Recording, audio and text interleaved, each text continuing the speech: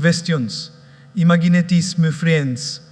You wake up in the morning, feeling like a hero, walking out with confidence. You're smiling. Questions. You're shining, and suddenly, boom, someone drops a disrespectful comment on you. And what happens? You fall die crashes. Good questions. But let me ask you, when dog barks at the moon, does the moon stop shining? The moon just continues its journey. Three questions. Becau se the moon knows its value, so the topic today is simple. Ignore them if someone disrespects you. Questions.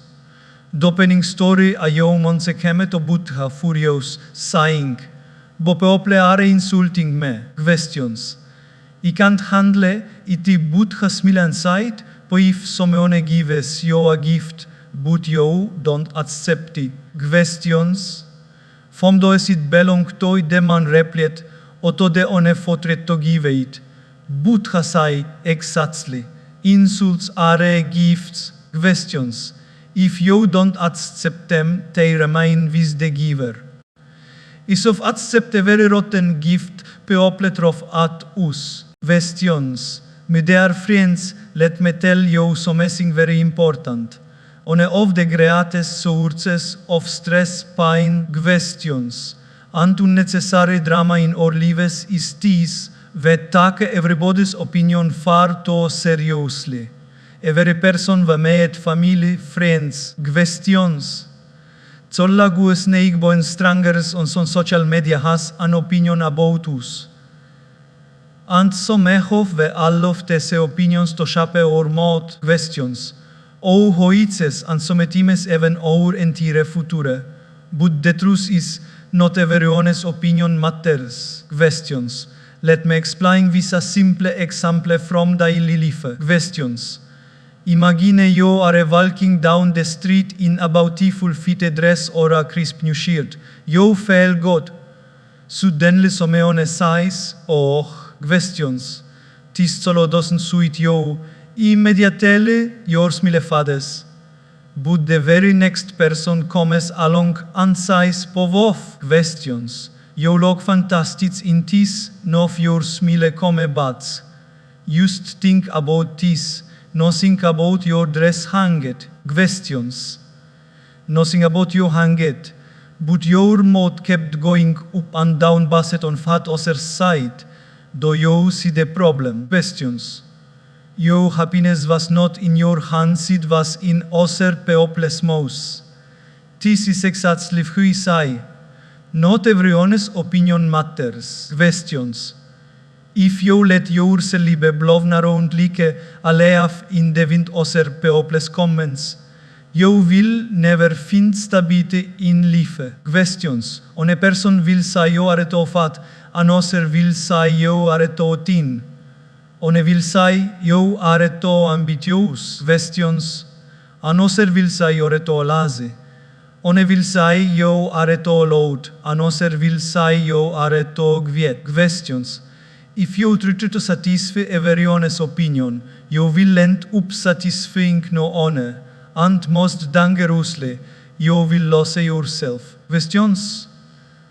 Think about it. The greatest personalities in history, people who hungered the world, had critics. Mahatma Gandhi was criticized, posed questions. Mother Teresa was criticized great scientists like Albert Einstein, facet mod scary. If such legends told not escape criticism, questions. Who are we to think we can? The reality is, no matter what you do, someone will always find fault. If you succeed, questions. They'll say you're arrogant. If you fail, they'll say you're useless. If you stay quiet, they'll say you're weak. You speak up, questions. They'll say you're rude. So the question is not, how do you stop people from giving opinions? The real question is questions. The whose opinions truly matter. Here is a simple way to filter this. There are three categories of opinions. First, questions. The opinions of strangers people don't even know you. Questions. Forgive their words more importance than the zoins that from they podcast. They are not invested in your life. Questions. So don't give them rent-free space in your head. Set on the opinions of acquaintances, neighbors, distant relatives. Questions. Their opinions make matter a little, but only if they are constructive. And third questions. The opinions of those who genuinely love you and want the best for your well-wishers, your mentors, your closest circle. Questions. These opinions matter because they come from care, not from judgment. So instead of drowning in every voice around you. Questions. Learn to recognize fich voice de service your ear. Let me share another daily life example. Think about social media. Questions ture. Out of 100 comments, 95 are positive. Po beautiful, po inspiring, po wow questions. You log great button person comments negatively, but you log terrible. Enough had those demindations. It ignores the 95 positive comments and keeps having on that on a negative remark. Questions. The holiday is ruined by on a strongest foe, doist evenners. Is this madness, friends? This is like going to a supermarket? Questions. Buying 99 fresh fruits, but crying over on a rotten fruit in the basket. Questions. Why give more energy to the rotten opinion than to the money God honest? Because we haven't trained our mind to filter. Questions. The next time this happens, pause and ask yourself, podo stison fet me pay me bills, or love me? If not, questions. Friami wasting me peace of mind on opinion ter remember, someone else's opinion is not your reality. Questions. It is just their perspective. If someone calls deski green, does deski become green? No. It remains blue. Similarly, questions. If someone disrespects you or belittles you, that doest reduce your worth. It only reflects the lens stroke they see you questions. Here is another beautiful example. Imagine you have a diamond worth millions. Questions. A hilt mighting used a shiny stone and throw it away. Does the hilt's opinion reduce the value of the diamond? Absolutely not. Questions. The diamond remains precious no matter what the hilt thinks. Similarly, questions. Your value is reduced se because someoile to recognize it. My friends, life become slicker the moment we stop giving weight to a very random comment. It's like it is. If you carry a bag of risks questions, you'll get tired. But if you drop the unnecessary bricks and only keep the essentials, you'll walk much faster. Questions, opinions are like those bricks. Keep the honest that help build you. Drop the rest. Questions. So the next time someone says something disrespectful or discouraging, just smile and say to yourself, Potis is their opinion, questions, not meditate. I don't let us replace temporary judgments become permanent labels on your life. Questions. You are far more than what they say. Remember, not everyone's opinion matters. If you want to live peacefully, questions. Hosets are fully force you all of into your heart. And if those don't build you, bless the person in your mind and simply welcome questions. Because you were not to be a puppet dancing on strings pulled by random peo bopple, were born to be the master of your own destiny. Questions.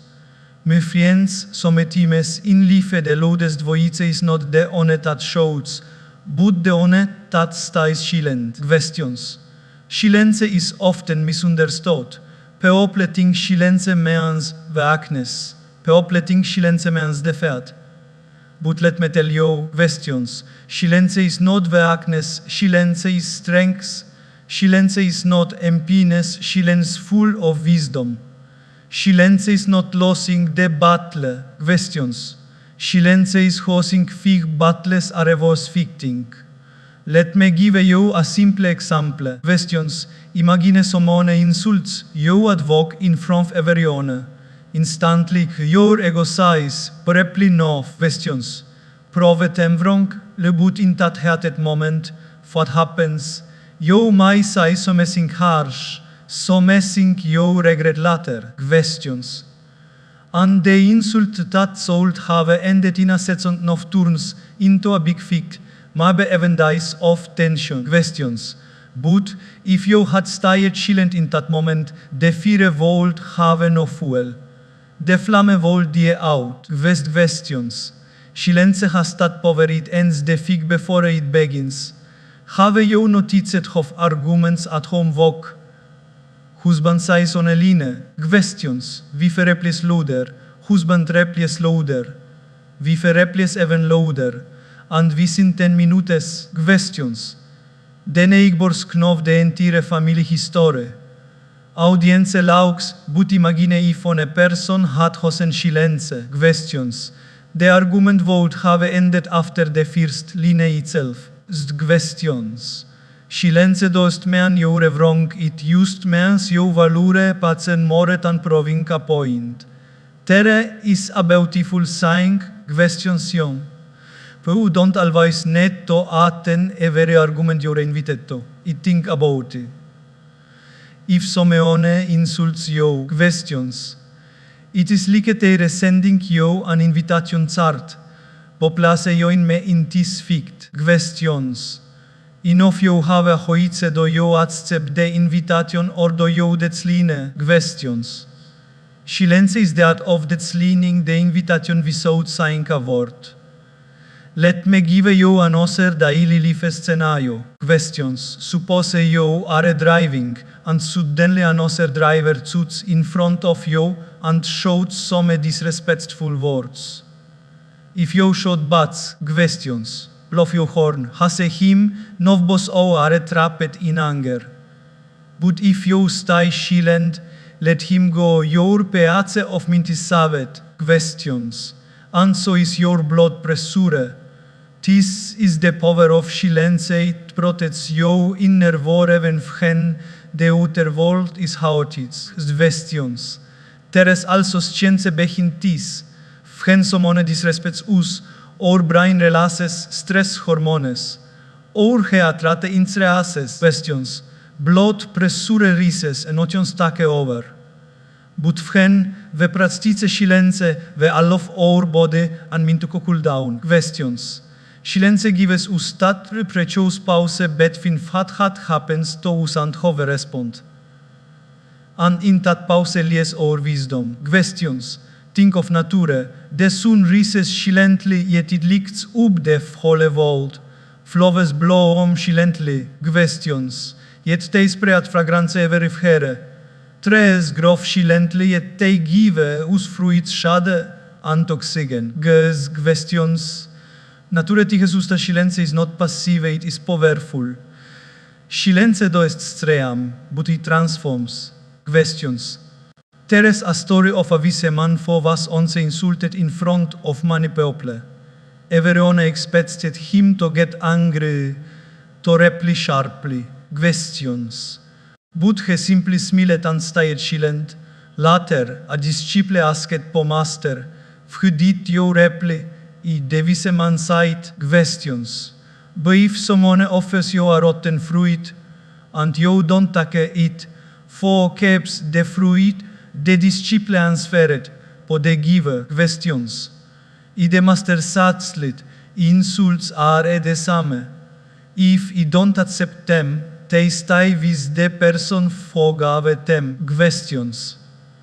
We should dirty mind with their words. Many times we think silence means nothing. Questions. But silence is not inaction, it is intelligent action. It's like holding a sword but not using. unnecessarily questions. Silence is like hosting peace overego. And believe me, I takie smorage co na in shilen tanto showed bats questions.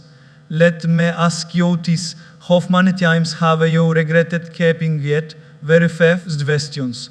But how many times have you regretted speaking in anger? Words unspoken cannot be taken but questions. Silence saves you from that regret. Silence relationships intact. Silence keeps your dignity intact. Questions. Silence keeps your peace intact. Think of a lion in the jungle. Do you ever see a lion roar back at a very barking dog? No. Questions. The lion is silent and majestic, but also he knows his power. His silence is not weakness, it is confidence. In the same way, questions. When someone disrespects you, your silence shows you are above a level. But silence does mean when speak questions. Silence means we host the right time, the place and place the right words. Sometimes silence is the reply questions, and sometimes silence is used the pause before a vice reply questions. Silence is not running away from the situation, is handling the situation with maturity. Here is one more daily life example. The questions. Imagine your teenager Hilt comes home angry, slams the door and shouts at you. If you should back the situation will explode. Questions. But if you stay silent, give them time to cool down until the storm has passed, you will actually solve the problem. Questions. Silence creates space for wisdom to walk. So my dear friends, remember this. Silence is not empty, silence is full of answers. Questions. Silence is not weakness, shield is inner strength. Silence is not avoiding the problem. Questions. Silence is hosting peace over unnecessary war. When people disrespect you, don't always rush to reply. Sometimes questions. The best reply is silence. But also silence does just end the noise outside it also keeps the calm inside. Questions. And the only who can remain calm inside, despite the noise outside, that person is truly powerful. That son is truly free. Questions. My friends, let me share with you a simple truth. The way people treat you often reflects how you treat yourself. Questions. If you respect yourself, you automatically think others have to respect you. But if you constantly put yourself down, questions. If you don't evaluate your own worth, then others will also find it easy to disrespect you. Respect always begins at home. Questions. And the first home is your own heart. Think about this. When you buy a new phone, you a string word, you buy a over. Questions. You it's a fully, but also you know its value. But if you drop it around carelessly, others will also treat it like a toy. These questions. In the same way, if you handle yourself with dignity, others will sense it. Respect yourself, and the world learns to respect your questions. Let's take a daily life example. Imagine you're in a group of friends. They're all making jokes, questions. And suddenly on a friend makes a disrespectful joke about you. Not if you lag along pretending it does hurt. Questions. But deep inside you felt insulted. Then was fat. That friend will repeat it again and again. Questions. But also your actions told them that it's okay to treat you that way. But if with calmness and dignity, yes. You make it clear that such jokes are not acceptable, that you value yourself too much to be disrespected. Post questions. People begin to think twice before crossing that line. Respect yourself first, but also you are teaching others how to behave with you. Questions. Here is another scenario. In workplaces, you often find people who are overburdened. The boss keeps piling more and more tasks on them, questions. But also they never set boundaries. They don't respect their own time. They keep saying, oh yes, yes, until they collapse, questions. And then they feel disrespected, unappreciated, overused. But the truth is, when you don't respect your own time, without others, questions. Saying no at the right time is also a form of self-respect. It doesn't make you arrogant, it makes you aware of your worth. Questions. Self-respect is not about ego. Ego says, I am better than others. Self-respect says, I am not less than anyone. Ego compares questions, but self-respect recognizes value. Imagine a 500 rupee note. You crumple, you step on it, but its value remains the same. Questions. Similarly, no matter what people say or do, if you respect yourself, your value remains untouchable. Let me share a story. Questions.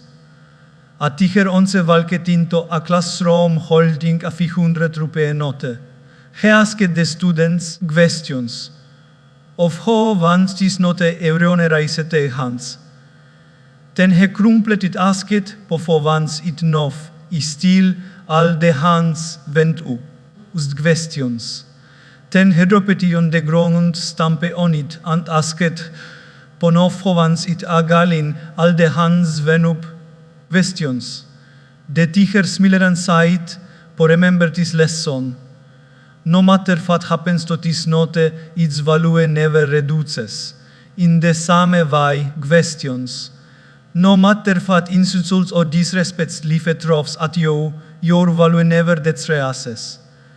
But you must first believe in yourself. Questions.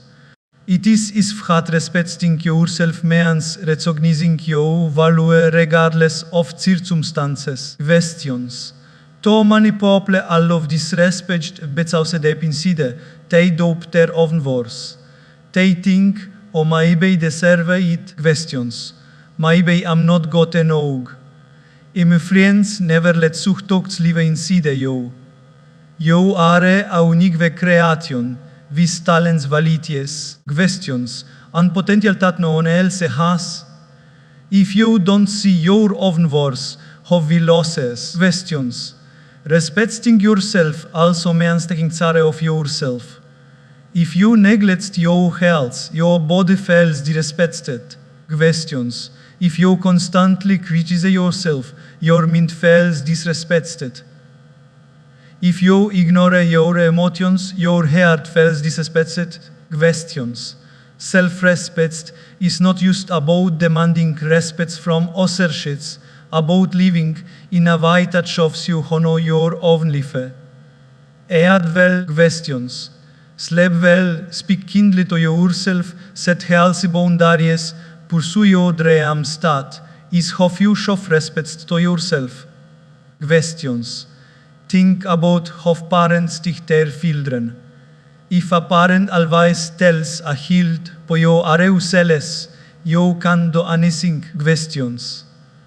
If the child grows up with love, self-worth, extreme self-respect every year, but if a parent nurtures the child, saying questions, you are capable, you are special, that child grows up confident, naturally commanding respect. In the same way, questions. The words you tell yourself daily matter. Do you tell yourself, "Primus celes," or do you tell yourself, "Poim valuable"? Questions. Your self-talk shapes self-respect. And here is the beauty of self-respect. When you respect yourself. Questions. You don't go around begging for validation. You don't need people to constantly approve of your questions, but also you already approve of yourself. You stop raising respects and instead respect begins to follow you. Questions. It's like a fragrance from a flower, it spreads naturally. So, the next time someone disrespects you, so also ask yourself questions. Am I respecting myself? If you are, then their words won't shock you. If you are not, then it's time to begin. We start with small steps. Stop apologizing for being yourself. Stop lowering your standards used to delicate questions. Stop allowing complete over you. Speak your truth with kindness, constantly with dignity, and silently remind yourself. Questions. Be valuable no matter what anyone says. And my dear friends, when you respect yourself, two things happen. First, also sensate questions. And they learn to treat you with respect. Second, even if someone disrespects you, it does to you deeply. Questions. But also you know your words. It's like trying to insult a mountain betroving a pebble ma makes no difference. Questions. The mountain knows its greatness. In the same way, when you respect yourself first, questions. The little pebbles of disrespect thrown by others cannot shock you. So always remember, questions. The your need to be expressed by us against with respecting yourself first. Entonces you master that questions. No disrespect in the world can make you feel small. Questions. My friends, have you noticed how easy it is to get drained by negative people or negative words? Questions. It's almost like plugging your phone into a charger that actually takes away your battery instead of charging it. Questions. That's exactly what negativity does. It used this to you for a moment. It greatly drains your energy, your focus, your vastness.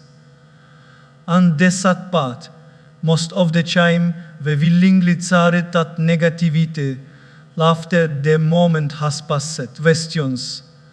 Let's take a simple example from daily life. Imagine you're walking to the office in the morning. Questions. And someone says something rude to you on the street.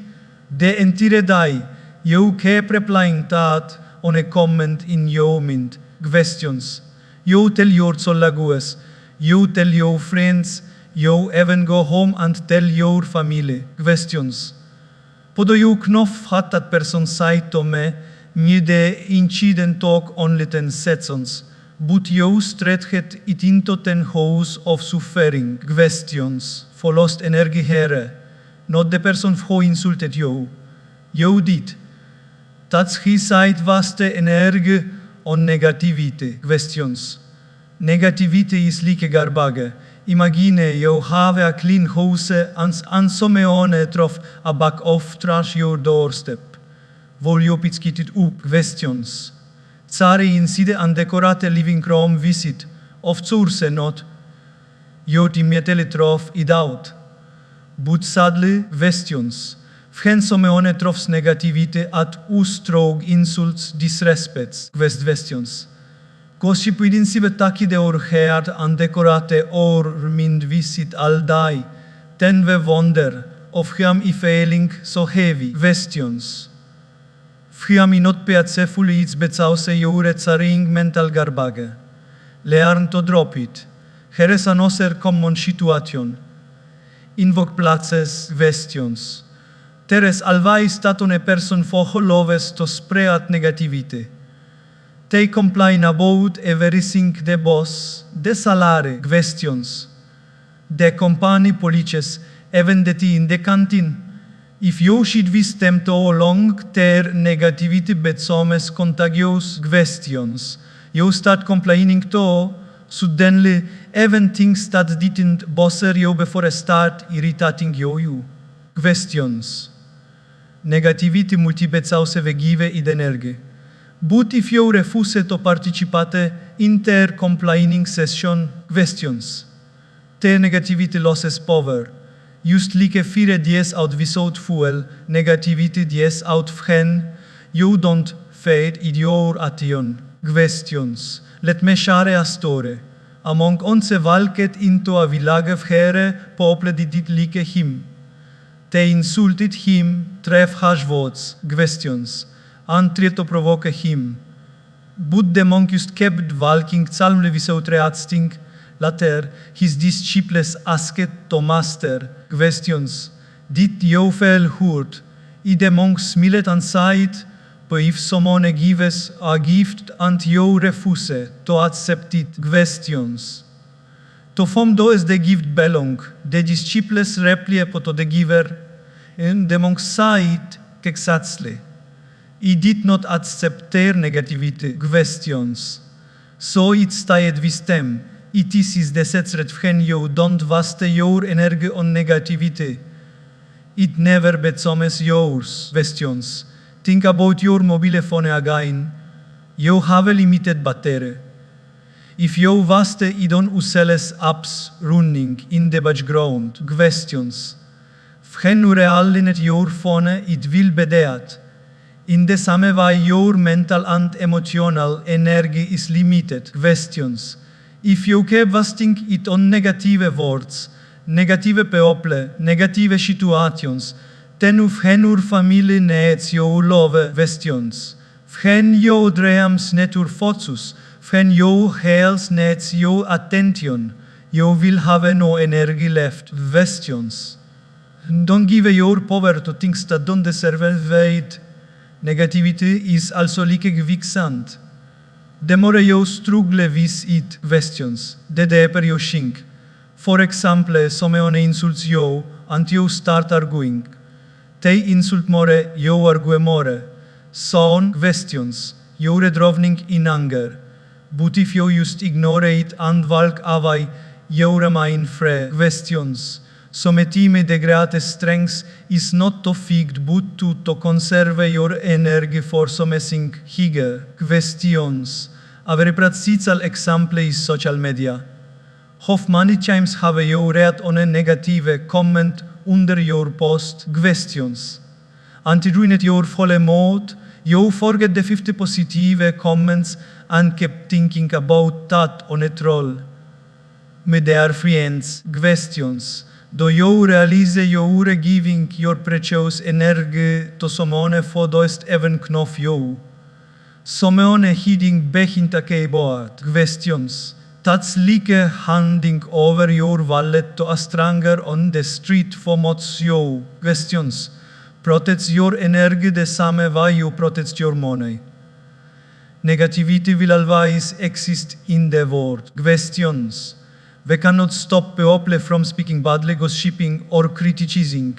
But what we can control is whether we give our energy to it, questions. Just like mosquitoes exist, but we don't let them shit on us, we use repellent, questions. We cover ourselves, we must also protect us from negative energy. Your mind is your house, questions. Don't let very random mosquito enter and disturb your piazza. Here is something to remember. Energy flows where attention goes, questions. If you keep thinking about the negativity, you feed it more power. But you shift your attention to something positive, questions. The negativity loses its strength. Imagine watering 2 plants. One is negativity, the other is positivity. Whichever you water grows, questions. Stop watering the weed and start watering the flower. So the next time someone disrespects you, pause and ask yourself, questions. Podejvam to waste my energy on this? If the answer is no, then let it go. Protect your inner battery, questions.